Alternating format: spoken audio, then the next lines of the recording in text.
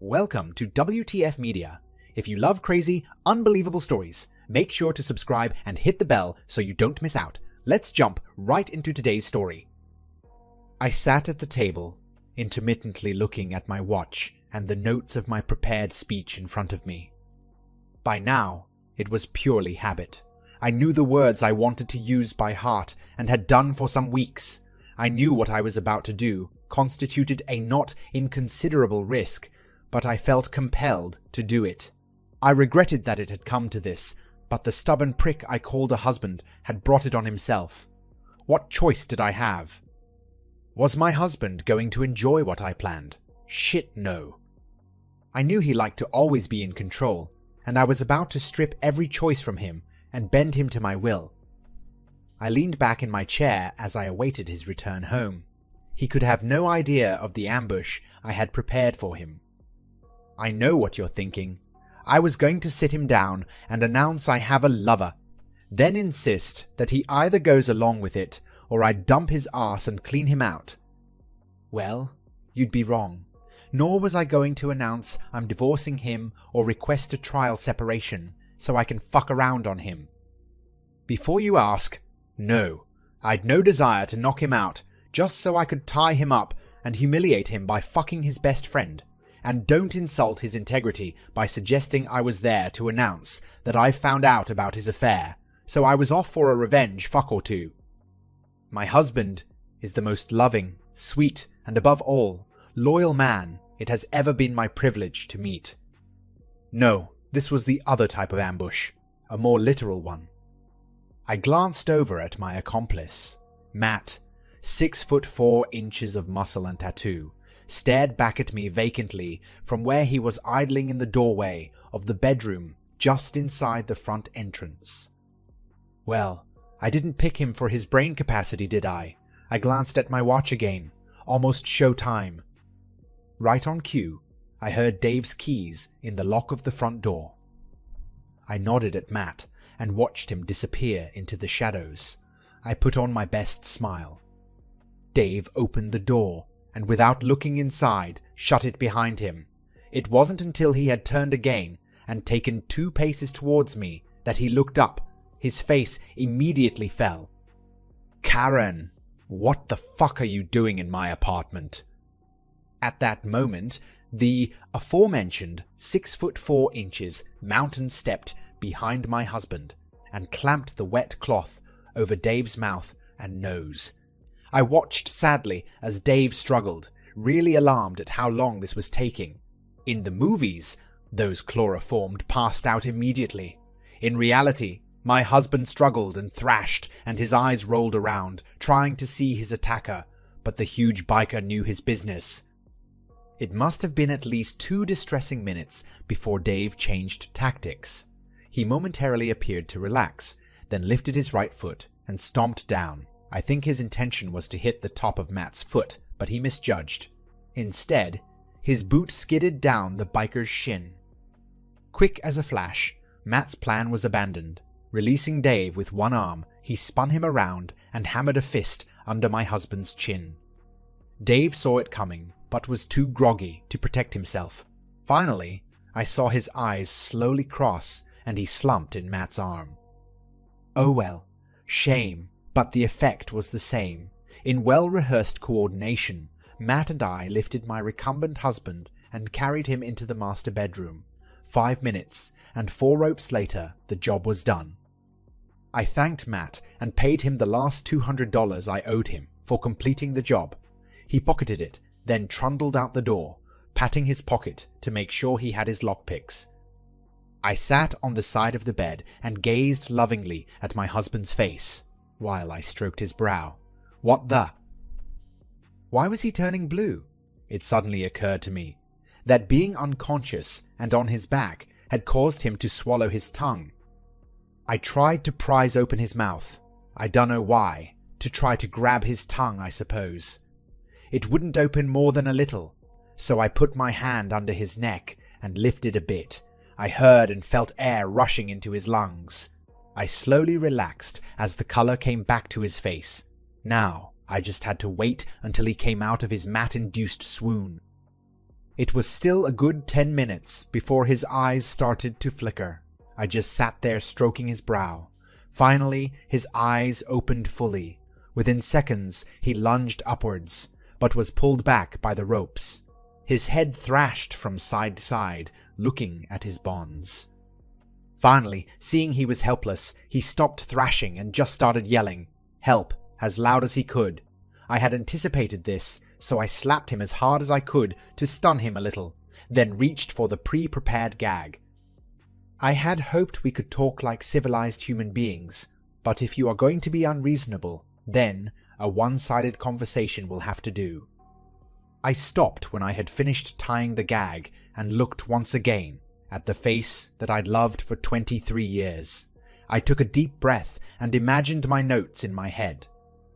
Now, darling. Something was wrong again. He appeared to be unconscious. Come on, I didn't slap him that hard. His eyes were rolled back in his head, and his body was kind of vibrating. Thinking my slap had triggered something, I just sat and stared at this bizarre behavior. In my panic, I thought I could undo whatever it was I'd done by slapping him again. I leaped up and straddled his chest and brought my hand back to administer my medicine. I'm sorry, darling. This wasn't what was supposed to. My body was suddenly propelled sideways as someone tackled me to the floor. I looked up and saw, to my surprise, another woman. She was a little taller than me and quite beautiful, with flaming red hair. She was a good deal younger and obviously fitter, just like I was before my athletic body had been allowed to run down a little. I found myself pinned to the floor in some sort of wrestling or martial arts hold. The pressure around my throat allowed breathing, just. I knew that a little more might change that, so I let my body go limp and just stared up into her startling green eyes. Let me up, bitch. I have to talk to my husband. I will let you up, but not to talk to my boyfriend. I want to see what's wrong with him. Try to interfere, and believe me, I will break both your arms. I've called the police, so go or stay. I don't care. Do you understand? The pressure remained until I nodded my assent. She jumped up and looked at Dave. His condition was still the same. She quickly put her head to his chest and listened. I saw the color drain from her pretty face, and then she jumped up, grabbed the phone, and called an ambulance. As soon as she hung up, she grabbed a knife and cut Dave's bonds while screaming at me to help drag him onto the floor. I was starting to panic. What's going on? I don't know. His heart is beating, but it's all over the place. I can't do CPR on the bed. What the hell did you do to him? A friend of mine knocked him out. But he had to. Dave just wouldn't go out from the chloroform. The tall redhead paused again while she listened to Dave's chest. Why did you chloroform him? Is this your way of getting him back? Nice plan. No, I know he will never have me back. Not after what I did to him. Any more discussion was interrupted when 2 policemen rushed into the apartment. The Hellcat quickly outlined what had happened, and one of the policemen quietly arrested me as I was led to the door. The worry, the terror, but most of all the frustration just overwhelmed me. I just wanted to tell him why. He has to listen. He has to forgive me. I was taken to the police station and put in a holding cell for what seemed like hours. They'd offered to call a lawyer for me, but I knew I couldn't afford one. I'd spent just about all my savings on divorce lawyers until I'd accepted that Dave was gone forever. I was still terrified. What if Dave was dead? Then I could never explain why I'd done what I did, and would never get his forgiveness. Finally, I was taken to an interview room. 2 detectives sat me down and turned on a tape machine. I saw no harm in agreeing to be taped while being interviewed, but that was as far as my cooperation was going to go. The first 3 questions I just answered. I refused to answer that on the grounds it will tend to incriminate me. Yes, I'd watched all those cop shows. The 2 detectives were discussing getting a legal aid lawyer for me when there was a knock at the door. A 3rd detective poked his head around the door. The girlfriend is here and wants a word. With obvious bad grace, the 2 original detectives left, and the tall redhead entered the room and sat down opposite me. I'm Wendy Dormer, by the way. Is Dave okay? He'll live, no thanks to you. Your little chloroform trick gave him cardiac arrhythmia. The doctors say that he'll be fine until his heart rate lifts above normal. Then he will just pass out. They're going to let him rest for a while, then stop his heart and restart it. There's a 90% chance he'll be back to normal. Otherwise, it's a pacemaker for the rest of his life. Relieved, I took the opportunity to look at her. She was statuesque in a bimboish kind of way, with a body that I would have been happy to have at her age. One look in her eyes told me that, although she was my superior in every physical aspect, I had the drop on her intellectually. I wondered why she was here. She answered that for me. Look, Karen, this shit has to stop. When are you going to get it through your thick head that Dave doesn't care why you did the nasty on him? He just wants the divorce and to move on with his life. But he has to listen to me. No, he doesn't. You need to tell him, but there's no law that says he has to listen. From what he tells me, you and he had a normal life until he came home and found you screwing another man. He said that, as far as he was concerned, you had opted out of the marriage and he wants nothing more to do with you. But he owes it to me to just listen to why I did what I did. I know he and I are finished, but he has to forgive me. After he moved out, I tried phoning him, but he never answered. The same went with the emails. They just disappeared into the ether, and I never heard anything. I sent him a letter, and he just returned it unopened. I even tried a registered letter, but he refused to accept it. God, it is so frustrating. I tried accosting him at his work, but he just put his finger in his ears and refused to listen, then called security. I tried explaining it to his mum, but she just called me a slut and hung up. I even tried getting my mum and dad to intervene, but they told me they didn't want anything to do with me anymore. That hurt, but not as much as when my own kids refused to talk to me. My last effort was to refuse to sign the divorce papers unless he sat down with me one-on-one. He just halted the process. It is so fucking frustrating. If I could just tell him why I did it, then we could all move on, and people would just start talking to me again. What people? Anyone. Yes, I can see it would be frustrating. Let me tell you, Dave was disappointed that the kids took the attitude they did. He tried to tell them they shouldn't judge you, that the crimes you committed were against him, not them. But they're adults now and can form their own opinions. They're good. Kids, they and my two get on really well. When did you see them? Did you go to Sydney? No, they were here last week. It's the second semester break. She let the news that my own children were in town, but didn't come to see me, sink in.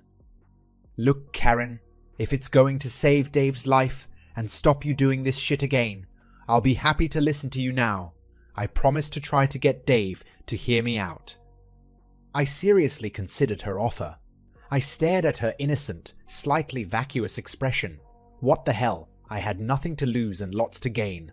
The police had only a circumstantial case, with only Dave as a direct witness. I knew I could rely on his good nature, not to press charges against me. If this bitch tried to make a statement, I would just deny it. Shit, in my business life, I had two dumb pricks like her before breakfast every day. I decided to sound her out on one of the minor justifications I'd prepared. Okay, I was a virgin when we married, and I'd always thought I may have been missing out on something.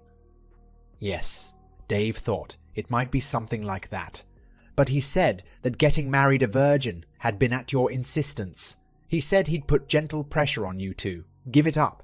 He even said he flagged it as a potential problem.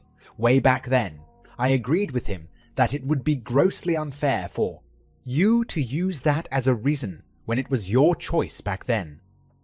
Wendy's interruption caught me by surprise. She was being a little more forceful than I'd expected. That was nothing to the surprise of her next statement. And don't try to tell me you were just getting even for Dave playing away or neglecting you. The kids told me that, growing up, he'd always been attentive to you and spent all his free time with you and them. Don't try to tell me that he cheated on you first. I know him well enough to say that he is the most loyal, trustworthy, honorable, and respected man I have ever met. He would never dream of disrespecting you. This woman was starting to piss me off with her naivety. I knew my voice was louder and shriller than I meant it to be, but I was beyond caring. Well, that was the fucking problem, wasn't it? Respect. I've got a friggin' university degree. Dave never made it past high school. I clawed myself up the corporate ladder after taking off 10 years to look after the kids, and nobody said shit. Dave gets promoted to foreman, and it's like everyone thinks he's been elected president. I hang around with smart business professionals who drive BMWs and dress nicely. He hangs around with sweaty, blue-collar yobs who drive Fords. He gets to eat what he likes and still looks hot while I diet my arse off, and still looks hot while I diet my arse off and still end up looking like a pudgy middle-aged housewife, even after the facelift and the boob job. Everyone likes Dave. Everyone respects Dave. Everyone wants to be with Dave. I hate it. I paused to try to lower my voice below the screech I knew it had become. Even when I got a promotion last year to group manager, all my own parents could say was that with all the money they'd spent on my education, they expected nothing less, but that didn't stop them from raving about Dave's bonus. I earned more in 3 weeks than Dave's bonus was for the entire year. It just wasn't fair. That year, I spent a bloody fortune on a hairdo, makeup, and a dress for my company's Christmas party. I turn up and all anyone has to say is, "Where's Dave?" Do you have any idea what it's like to know you are socially, financially, and intellectually superior to your husband, yet your own parents seem to like him more than you? Wendy shook her head. Karen thought Wendy was the type of person she most hated, the sporty bimbo at school who had her pick of the boys, the vacuous type that hung around her husband at parties and laughed at his crude jokes while she was trying, but failing, to impress people with her knowledge and intellect, the ones that agreed with him whenever there was a disputed point, even when her argument was superior. Not just the women, but all the guys as well. The ultimate humiliation was when, after one argument, Dave came to her defense against the mob. The argument had been about stay-at-home mums. Dave had jumped in and extolled her virtues as a mother who had selflessly sacrificed her early career to give the children what they needed, a loving, nurturing environment. His comments on how good she looked after the ravages of 2 children should have drawn them together, but had the opposite effect. She, the group manager, has to be rescued by a foreman. Well, after a while, I really started to resent it. Every time I tried to prove I was better, in just some small way, it backfired. Just made me look competitive and worse, made people rally around Dave. In the end, I decided there was only one way to get one over Dave. I would take a lover. If I could keep an affair secret from Dave, then it would prove I was better than he was, just to me. If I could find someone who was a better lover than him, who would give me more pleasure, then I could secretly humiliate him, and he would not be the wiser. Well, that wasn't much of a challenge, was it, Karen? Dave is so open and trusting that you could have screwed a guy in bed next to him, and he wouldn't have noticed. How long did this go on for? 3 guys over 6 months. Wow, Dave thought it was just 1. Was it what you were hoping for? On the whole, no. Sure, it was satisfying getting one over Dave and successfully hiding it, but the sex was awful, because I was so inexperienced when I married. I had no idea that Dave was bigger and better than most men. The guys didn't give a shit about my pleasure. It was just wham bang, thank you, Mom. I only went with the first 2 a couple of times. The third guy who I worked with was the only one even remotely up to Dave's standards. So why didn't you give it up? Because If I did, then Dave would have won again. I felt I had to keep going until I had better sex with someone than the sex I had with Dave. Then I could have retired knowing I'd had better sex than Dave had ever had, and I could have stopped knowing something Dave never would. I was training the third guy, John, up with everything I liked best. I could see this logic just wasn't registering with Wendy. Serves you right, bitch. You should have been concentrating at school rather than fucking the entire football team. So what happened in the end, Karen? What you are telling me now doesn't sit with what Dave told me. He figured you wanted to be caught. That was why he came home at his normal time and caught you having sex on the couch. Of course I didn't want to be caught. I knew that Dave would throw me out on my ass if he ever discovered me. I came to realize that John would never get me to where I wanted to be, so I came up with another plan. Dave had fucked me a couple of times, a few hours after I'd been with other guys. It was kind of hot, but still not what I wanted. I made the mistake of reading some stories about humiliation online. There was one about a woman who had her lover come in her then got her husband to eat her out a short time later. This story struck a real chord with me. I knew this was what I was looking for. If I could pull this off, my obsession would be over. No matter how inferior I felt from then on, I would remember Dave humiliating himself that day. So I took the Monday off and invited John to come over in the afternoon. The plan was for him to give me at least 2 good loads just before Dave came home. I set an alarm for 4:45, knowing that Dave always came home, spot on 5:30. I was going to lie on the couch and invite him to dine when he walked in the door. Just my luck that for the first time in years, he came home early without ringing. I stopped, realizing that in my anger and frustration, I had departed wildly from my script. He didn't actually come home early, Karen. If you'd gone to work that day, then you would have realized that yourself and Dave had forgotten the start of daylight savings the day before. He turned up to work an hour late, but left at normal time. He said he'd rung and left a message on your cell. I really don't know why you thought all that was necessary, Karen. I've talked to Dave a lot about this, helping him heal. At no time did he ever give me the impression he thought he was superior to you. In fact, he worshipped the ground you walked on. As for your parents, when I've spoken to them, they've always given me the impression that apart from this incident, they were very proud of you. Yes, I know that now. I realize that most of it was in my head, but it seemed so real at the time. That's what I wanted to tell Dave all along, but the stubborn prick just wouldn't listen. So you cooked up this little scheme to make him listen to you. Well, I found out where Dave was living and hired a friend of a friend to help me tie him up so he would be forced to listen. I bought some chloroform on the internet and broke into Dave's apartment. When he came in, the guy was supposed to chloroform him and help me tie him up. It turned to shit though. The chloroform didn't knock him out, and he started to lash out. My hired help had to knock him out with his fist. Then we tied him up. But just after he started coming around, he had that strange fit thing. I slapped him to get him to pay attention, and that was when you burst in. You will keep your promise, won't you, Wendy? You will tell Dave why I did it, won't you? Before I answer that, Karen, I just wanted to ask how you think your scheme turned out. Well, Dave won again, didn't he? I lost my job, all my friends and family deserted me, and even my own kids won't even tell me when they're in town.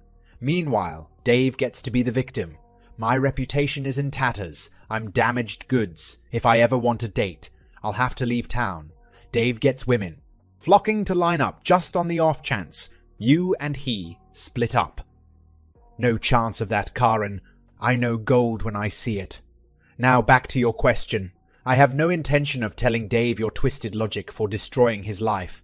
Frankly, I didn't understand a word of it, and I can only see it inflicting more pain on him. Maybe one day when he is stronger, I'll trickle-feed it to him. Who knows? As I was calling her a reneging bitch, I noticed she was twirling the index finger of her right hand in a circular motion while pointing it at the ceiling. The meaning of this became apparent when the door opened and the original two detectives re-entered the interview room. One walked straight to the tape recorder on the table, hit stop, and retrieved both tapes. "Well done, Sergeant Dormer. An unusual tactic, but a plain confession of breaking and entering, assault, conspiracy, and unlawful restraint. We'll have to see how Mr. Brown goes after the operation, to see what other charges we can come up with." "Thanks, Rex.